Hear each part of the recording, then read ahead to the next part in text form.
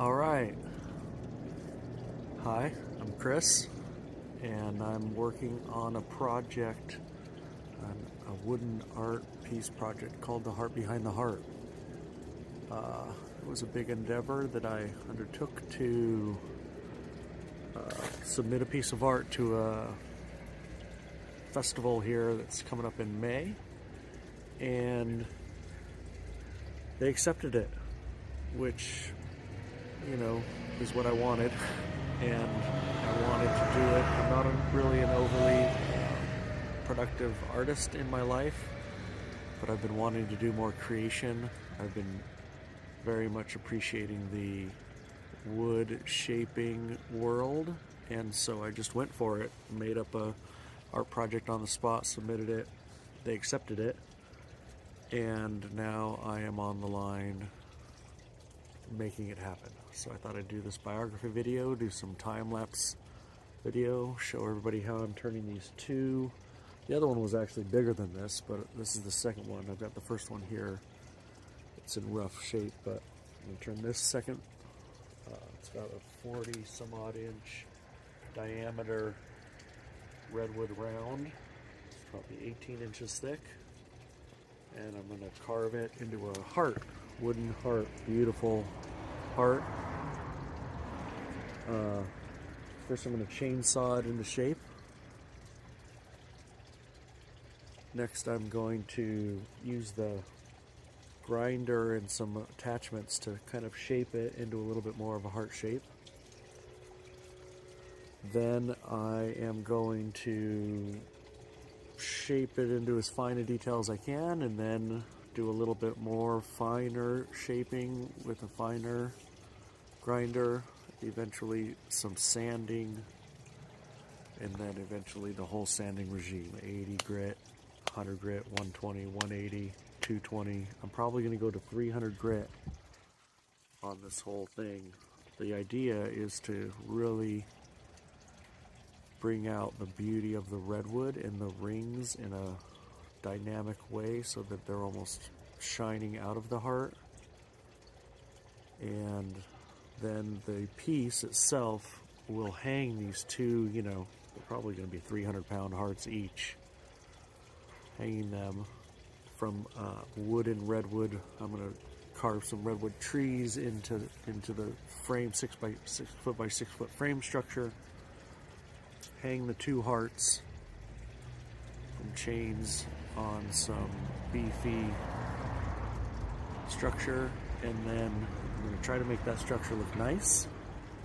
I'm going to try to put some exciting lighting on that structure to make it look even more beautiful. I like subdued, beautiful lighting, so we'll see how that comes out.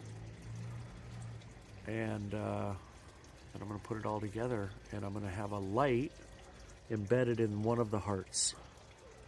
Incandescent colored flood light bulb to flood the light in front of it with light, or the heart in front of it with light. That's the concept. They accepted it. I'm now going to make it. I've got it's now February 9th, and the festival is May 3rd. So I've got a few months to make it happen. Trying to work every day at it. Here's my little pseudo workshop in front of my home. Again, I'm no expert at any of all this, but I thought I'd make this video and try to chop it into consumable, biographical, showing you all the crazy things where I'm just figuring it out as I go along. Everything is figured out as I go along. I like my aesthetic, I trust my aesthetic, so I stand back and I look at it, and I'll get the hearts shaped up, I'll get the structure shaped up, I'll get the lighting looking beautiful, and we'll see what comes out of the end of all this. And you're welcome along for the journey. This is all new to me. Okay, see you out there. Okay, so we're back and ready to put first blade into this round here, this redwood round, this 40-inch diameter, 18-inch thick round we're going to turn into a heart. I think I'm going to slice down the front. I got a smaller chainsaw, so I'm going to probably have to come at it twice on both sides, and then I'm going to try to take off this I learned from the other heart that I don't want to take off too much. So I'm really going to try to stay as wide as I can and take as much advantage of the round as I can. Really give it that gravitas that I want the piece to have. So I'm going to try to keep as much of that as I can, and yet still, there's a shape of a heart in there that wants, So this is the first cuts to get the beef off before we get to the shaping grinder. All right, here we go.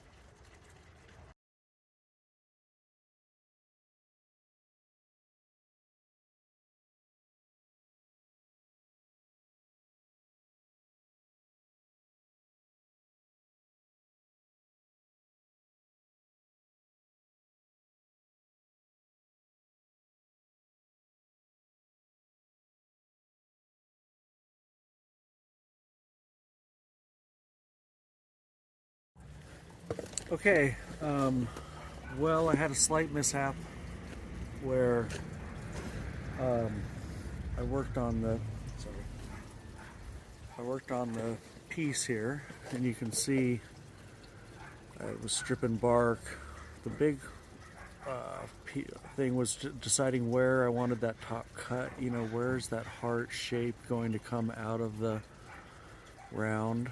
I don't want to waste any material yet. I want to be very tender with that, so I'm just I put that V slice in there just to give me some insight into the round. I started peeling off all the bark, and I forgot to hit record on the time lapse, so you don't get to see that part. I don't get to see that part for my memory. It makes me sad. But we're going to start from here. I'm going to put on the time lapse, and I'm going to go after it with the shaper. I didn't want to do the chainsaw anymore. It's just so aggressive, and if I put one bad cut in there, then I have to shape the whole heart around it, and so I'm going at it from this whole piece. I'm going to see what it really is going to be involved in shaping all that material with just the grinder shaper. We'll see how long it lasts. All right, here we go.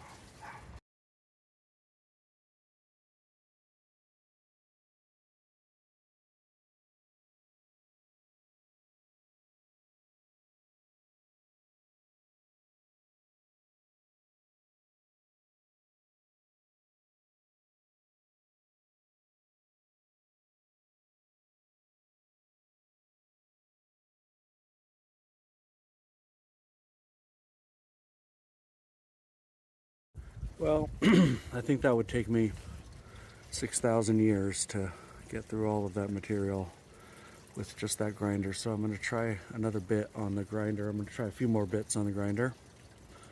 See if I can find something that still gives me the control I want, but takes more material off at a time. Here we go.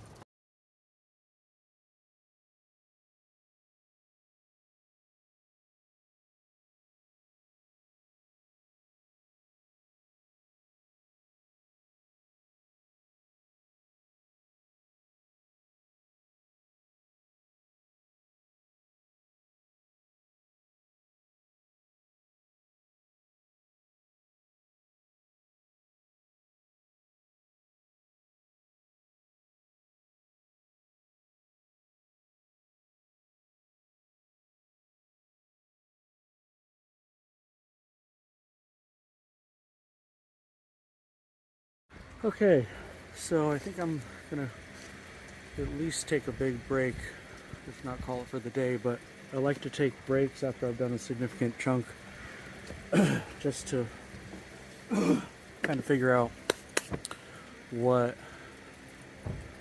just to digest what has happened and look at it and see what the next steps are. And keeping it shaping all the time, I think, is the key for me, and shaping it and just keeping it the shape. So I kind of go at it little by little. This is how far I got today. I don't know if you saw, but I tried some grinder tools and it just came out that I needed the chainsaw to remove some significant material still. So here's where we're at today, and I'll see you again tomorrow.